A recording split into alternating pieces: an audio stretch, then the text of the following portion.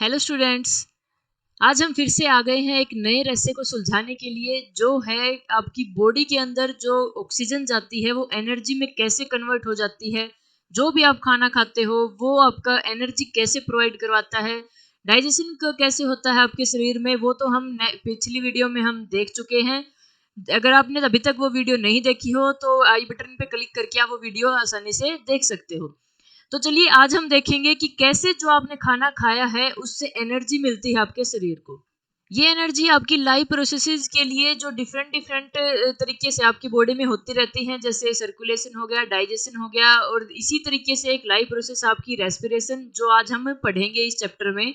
Different different organisms अपने food को simpler substance में तोड़ के उससे एनर्जी गेन करने के लिए अलग अलग तरीकों का यूज करते हैं। जैसे कुछ ऑर्गेनिज्म आपका इसके लिए ऑक्सीजन का यूज करते हैं, और कुछ ऑर्गेनिज्म क्या करते हैं, उनको ऑक्सीजन की जरूरत नहीं होती, वो एब्सेंस ऑफ ऑक्सीजन में ही क्या कर लेते हैं, अपने खाने को ब्रेक डाउन करके उससे एनर्जी गेन कर लेते हैं। तो चलिए एक एक करके हम सारी चीजें समझ लेते हैं। सबसे पहले हम देख लेते हैं रोल ऑफ ग्लूकोज क्या होता है आपकी बॉडी में।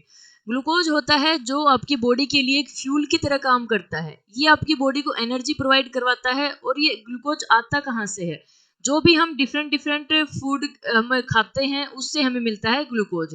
अब इस ग्लूकोज का एनर्जी गेन करने के लिए ब्रेक डाउन होना बहुत ही जरूरी है। अगर ये ग्लूकोज ब्रेक डाउन नहीं होगा तो आपकी बॉडी को एनर्जी नहीं मिलेगी। जितना ज्यादा ग्लूकोज का ब्रेक डाउन होगा उतनी ज्यादा आपकी बॉडी को एनर्जी मिलेगी।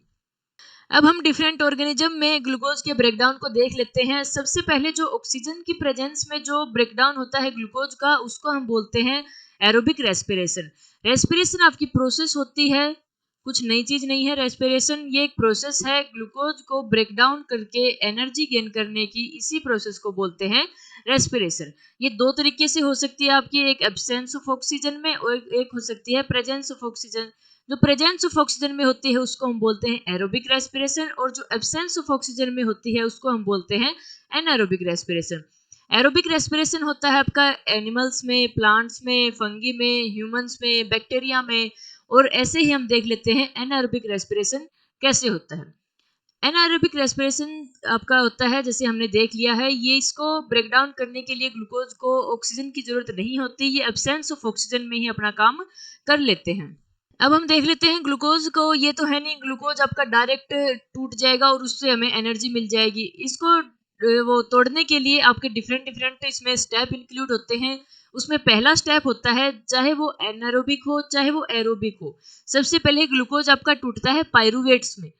ये चीज आपको याद रखनी है। जो ये पूरा डायग्राम आपको दिखाई दे रही है, ये क्या होता है, ये चीज आपके एग्जाम के लिए बहुत जरूरी हो जाती है, तो इसको हम नहीं छोड़ेंगे। बिल्कुल आसान सी चीज है। इसमें क्या देखना होता है हमें कि डिफरेंट ऑर्गेनिजम्स कैसे ब्रेक डाउन करके एनर्जी गेन करते हैं। उसमें अलग अलग तरीके होते हैं। तो सबसे पहला स्टेप तो हमें दोनों चीजों के लिए एक ही होता है, चाहे वो एरोबिक हो चाहे एनारोबिक हो। ग्लूकोज डायरेक्ट आपका एनर्जी में नहीं टूटेगा, पहले किस में जाएगा, पायरुवेट्स में जाएगा। पायरुवेट क्या होता है, जैसे ग्लूकोज का फॉर्मूला आप देख चुके होंगे, C6H12O6 होता है। कोई बड़ी चीज नहीं है इसको याद रखने में। कार्बन होता है, इसमें हाइड्रोजन होता है और ऑक्सीजन होता है। कार्बन और ऑक्सीजन तो इसमें है आपके 6 और बीच वाला होता है आपका डबल C6H12 और O6। लेकिन पायरुवेट्स में उल्टा हो जाता है। पायरुवेट में आपके 3 कार्बन मॉलिक्यूल होते हैं, तो आधा तो ग्लूकोज का ब्रेकडाउन हो चुका है। तो ये ग्लूकोज का ब्रेकडाउन होता किसमें है, साइटोप्लाज्म में ये एक्टिविटी होती है। 1 नंबर के हिसाब से ये इंपॉर्टेंट क्वेश्चन हो जाता है कि ग्लूकोज का जो पायरुवेट में टूटती है वो प्रोसेस होती किसमें है, वो होती है साइटोप्लाज्म में। अब आता है भाई, ये तो दोनों के लिए सेम था, लेकिन अब आती है आपकी डिफरेंट डिफरेंट चीजें। कोई ऑर्गेनिज्म एब्सेंस ऑफ ऑक्सीजन में करते हैं, किसी को थोड़ी बहुत ऑक्सीजन की जरूरत होती है, और कई बार क्या होता है ये प्रेजेंस ऑफ ऑक्सीजन के बिना टूट ही नहीं सकता। तो सबसे पहले हम देखेंगे एब्सेंस ऑफ ऑक्सीजन में क्या क्या बाई प्रोडक्ट्स बनते हैं ग्लूकोज के। एब्सेंस ऑफ ऑक्सीजन होता है आपका ईस्ट में। ईस्ट में क्या होता है, फर्मेंटेशन तो आपने सुना ही होगा। फर्मेंटेशन से आपकी क्या बनती है, अल्कोहल बनती है। जो दारू पीते हैं ना, वो फर्मेंटेशन से बनती है। वो गला सड़ा के किसी चीज को, जैसे अंगूर से बनती है कई बार आपकी दारू, तो उसमें क्या होता है, कई उन चीजों को फर्मेंट किया जाता है, कई दिन तक उनको गलाया सड़ाया जाता है, फिर आपका प्रोडक्ट निकल के आता है। ऐसे ईस्ट में होता है। जो ये ग्लूकोज का ब्रेकडाउन होता है ये फर्मेंटेशन की वजह से होता है, और इसमें कोई ऑक्सीजन की जरूरत नहीं पड़ती। तो एक इसमें प्रोडक्ट आ गया, जैसे हमने अभी समझा था कि जो एथेनॉल होता है, जो अल्कोहल होता है, वही आपका फर्मेंटेशन से बनता है, तो इसमें भी आपका वो एक एथेनॉल निकल के आ जाएगा। एथेनॉल का फॉर्मूला क्या होता है, C2H5OH। ये क्या है आपका फोर्थ जो चैप्टर है कार्बन एंड इट्स कंपाउंड, उसमें आप इसको बहुत अच्छे तरीके से देखोगे। यहाँ आपको डायरेक्ट समझ में नहीं आएगा, उसमें आपको इससे पूरी प्रॉपर्टीज के बारे में बताया गया है, अल्कोहल इससे कैसे बनता है, सारी चीजें उसमें बताई गई है। वो चैप्टर भी हम आराम से कर लेंगे, कोई दिक्कत नहीं है। फिलहाल के लिए सिर्फ इसको इतना याद रख लो, इसमें एक बाई प्रोडक्ट बनता है एथेनॉल, और दूसरा इसमें बनती है कार्बन डाइऑक्साइड, और इसमें प्लस में क्या होती है, एनर्जी निकलती है। ज्यादा एनर्जी नहीं निकलती क्योंकि एब्सेंस ऑफ ऑक्सीजन में है, तो यहाँ पे क्या निकलती है, सिर्फ 2 एटीपीज निकलती हैं। एटीपीज क्या होती हैं ये भी हम इसको खत्म करते करते देख ही लेंगे। अब आता है लैक ऑफ ऑक्सीजन में। एक चीज बताओ, जैसे आप एक्सरसाइज करते हो, एक्सरसाइज करते टाइम क्या होता है, आपकी बॉडी को ज्यादा ऑक्सीजन की जरूरत होती है, लेकिन हम एकदम से इतनी ऑक्सीजन की सप्लाई हमारी बॉडी के अंदर कर नहीं सकते। तो मसल्स जो होती हैं आपकी, मसल्स के अंदर ऑक्सीजन की कमी हो जाती है उस टाइम पे, तो उस टाइम ग्लूकोज का ब्रेकडाउन हमें ऑक्सीजन की कमी में करना पड़ता है। लैक ऑफ ऑक्सीजन में मसल सेल में क्या होता है, ब्रेकडाउन हो जाता है ग्लूकोज का। उस टाइम पे क्या होता है, जैसे आप जिम करके आते हो या एक्सरसाइज वगैरह करते हो, तो थोड़े दिन तक जैसे हाथ की आपने एक्सरसाइज लगाई तो हाथों में दर्द रहेगा, लेग्स लगा के आते हो तो लेग्स में दर्द रहता है। क्या होता है, क्रैम्प से बन जाते हैं। वो क्रैम्प किस चीज के होते हैं, वो लैक्टिक एसिड जम जाता है आपका, क्योंकि लैक ऑफ ऑक्सीजन में ग्लूकोज का ब्रेकडाउन हुआ है, पूरी तरीके से आपकी ऑक्सीजन नहीं पहुंच सकी मसल्स के अंदर, तो वहां पे लैक्टिक एसिड जम गया, और लैक्टिक एसिड जमने की वजह से उसमें क्रैम्प आ जाते हैं और दर्द होने लग जाता है। और प्लस में कुछ ना कुछ एनर्जी निकलती है, ये भी बहुत थोड़ी अमाउंट में एनर्जी आपको मिलती है। अब हम देख लेते हैं प्रेजेंस ऑफ ऑक्सीजन में क्या होती है। सबसे ज्यादा आपका ग्लूकोज का ब्रेकडाउन और जो एनर्जी निकलती है इसकी वजह से, वो प्रेजेंस ऑफ ऑक्सीजन में ही निकलती है। और एक चीज ये आप याद रखोगे, ये सभी की किस किस में होती है, जैसे एब्सेंस ऑफ ऑक्सीजन होती है ईस्ट में, लैक ऑफ ऑक्सीजन होती है मसल सेल में, और ऐसे ही प्रेजेंस ऑफ ऑक्सीजन होती है माइटोकॉन्ड्रिया में। ये इंपॉर्टेंट चीजें हैं, याद रखनी है आपको ये। जैसे ये ग्लूकोज का पायरुवेट में टूटना किस में था, साइटोप्लाज्म में था। अब आता है ऑक्सीजन की प्रेजेंस में कैसे होता है। जो ये पायरुवेट होता है ये कार्बन डाइऑक्साइड में टूट जाएगा और वाटर निकलेगा, और साथ ही साथ एनर्जी निकलेगी। यहाँ पे निकलती है 38 एटीपी। सबसे ज्यादा जो एनर्जी निकलती है वो प्रेजेंस ऑफ ऑक्सीजन में ही निकलती है। इन चीजों को आपको ध्यान में रखना है कि किस चीज में कौन सा बाय प्रोडक्ट बनता है। जैसे एनर्जी तो तीनों चीजों में निकलती है, सबसे ज्यादा एनर्जी निकलती है प्रेजेंस ऑफ ऑक्सीजन में, और कार्बन डाइऑक्साइड आपका प्रेजेंस ऑफ ऑक्सीजन में भी है और एब्सेंस ऑफ ऑक्सीजन में भी है। इनमें दोनों में एक एक अलग चीजें बन जाती है। इसमें एथेनॉल बनता है और इसमें एथेनॉल की जगह वाटर बन जाता है। ये तो आप याद रख ही लोगे, ये तो क्योंकि नेचुरल सी चीज है। जैसे आपकी एक्सरसाइज तो सभी करते ही होगे, और अगर नहीं करते तो आप एक डेली रूटीन अपनी बना लीजिए। एक्सरसाइज करना आपकी बॉडी के लिए बहुत ज्यादा जरूरी है, क्योंकि एक्सरसाइज जब भी हम करते हैं तो ऑक्सीजन हमारी बॉडी के अंदर ज्यादा जाती है, और ज्यादा जाएगी तो ज्यादा ग्लूकोज का ब्रेकडाउन होगा, और ज्यादा ग्लूकोज का ब्रेकडाउन हुआ तो हमारी बॉडी को एनर्जी ज्यादा मिलेगी। और एक्सरसाइज करते आप ये मत सोचा करो कि हमारा टाइम वेस्ट हो रहा है। एक्सरसाइज करना बहुत बढ़िया चीज है, और एक्सरसाइज को तो हमें बिल्कुल हमारी जिंदगी का एक हिस्सा बना लेना चाहिए, चाहे हम आधा घंटा करें चाहे 20 मिनट करें। क्योंकि इससे आपका दिमाग में क्या होगा, ऑक्सीजन ज्यादा पहुंचेगी, और दिमाग में ज्यादा ऑक्सीजन पहुंची ज्यादा ग्लूकोज का ब्रेकडाउन होगा। और हमने देख ही लिया है कि जितना ज्यादा ग्लूकोज का ब्रेकडाउन होता है उतनी ज्यादा आपको एनर्जी मिलती है, उतना ही आपका पढ़ने में ध्यान लगेगा। ठीक है, चलिए आगे देख लेते हैं हम रेस्पिरेशन इन प्लांट्स कैसे होता है। सीधी सी बात है भाई, प्लांट भी सांस तो लेते ही हैं, ये थोड़ी ना है कि सांस लेते हैं तभी जिंदा है। तो कैसे वो रेस्पिरेशन करते हैं अपनी बॉडी के अंदर, और ऐसे ही हम देख लेंगे एनिमल्स में कैसे रेस्पिरेशन होता है, और एनिमल्स में ही आते हैं ह्यूमन बींग्स में कैसे रेस्पिरेशन होता है। और आज बस हम देखेंगे रेस्पिरेशन इन प्लांट्स तक। जो आगे आने वाली वीडियो होगी उसमें हम देखेंगे एनिमल्स और ह्यूमन बींग्स में कैसे होता है। थोड़ा ये बड़ा टॉपिक है, तो इसको हम छोटे छोटे टुकड़ों में करके आराम से समझ लेंगे, क्योंकि एकदम से ये होता है कि ज्यादा हम पढ़ भी नहीं सकते। तो आज हम इस चीज को फिर से रिवाइज कर लेंगे, और अगर ये आपको याद हो गया ढंग से तो आगे आने वाली चीज तो कुछ है ही नहीं।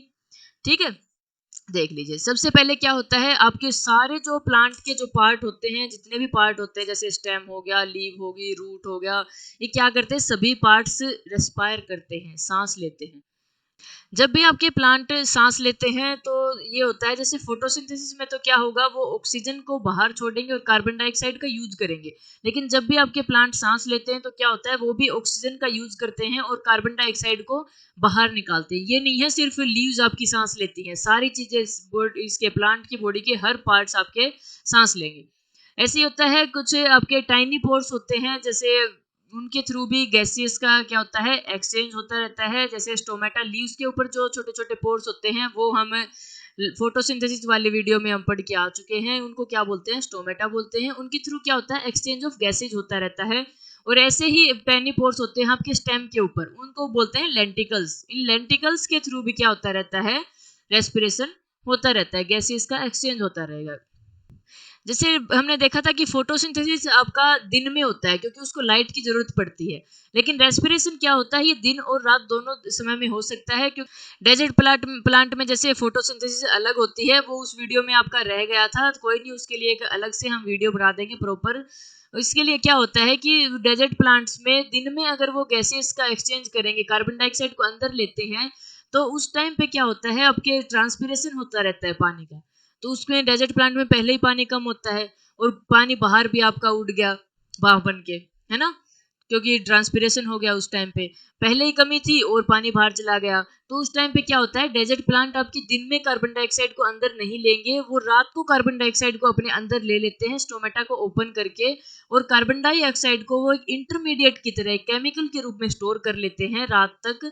और जो भी अब मान लिया सुबह आपका लाइट आई, सनलाइट आई, उस टाइम पे क्या होता है फोटोसिंथेसिस की प्रोसेस पूरी कर लेते हैं। लेकिन रेस्पिरेशन में ये उल्टा होता है, रेस्पिरेशन क्या होता है, दोनों टाइम हो सकता है, रात में भी होता है और आपका दिन में भी होता है। एक क्वेश्चन आपका बन सकता है, छोटा है सा है, रेस्पिरेशन और फोटोसिंथेसिस में क्या फर्क होता है प्लांट्स के अंदर।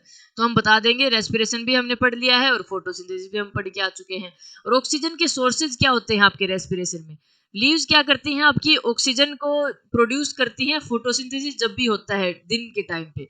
और क्या होता है, रूट्स अभी अब्जॉर्ब करती हैं, पानी को अब्जॉर्ब करेंगे ना, पानी के अंदर ऑक्सीजन तो होता ही है, तो रूट्स भी आपकी क्या करती हैं, ऑक्सीजन को अब्जॉर्ब करती हैं सोयल से।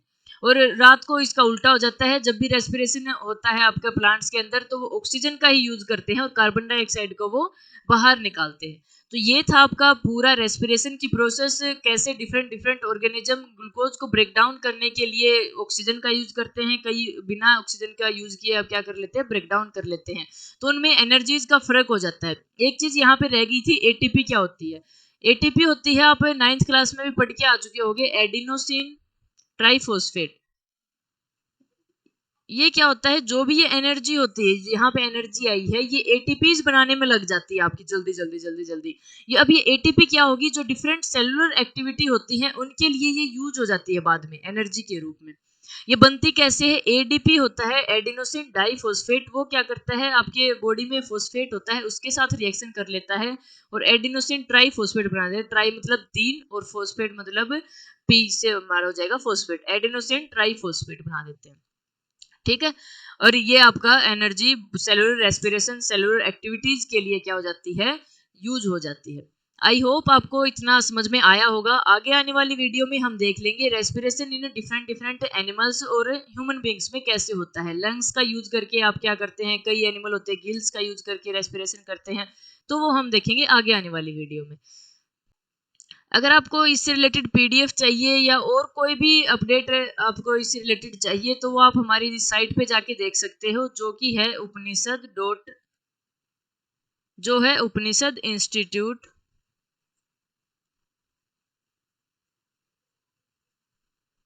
.in.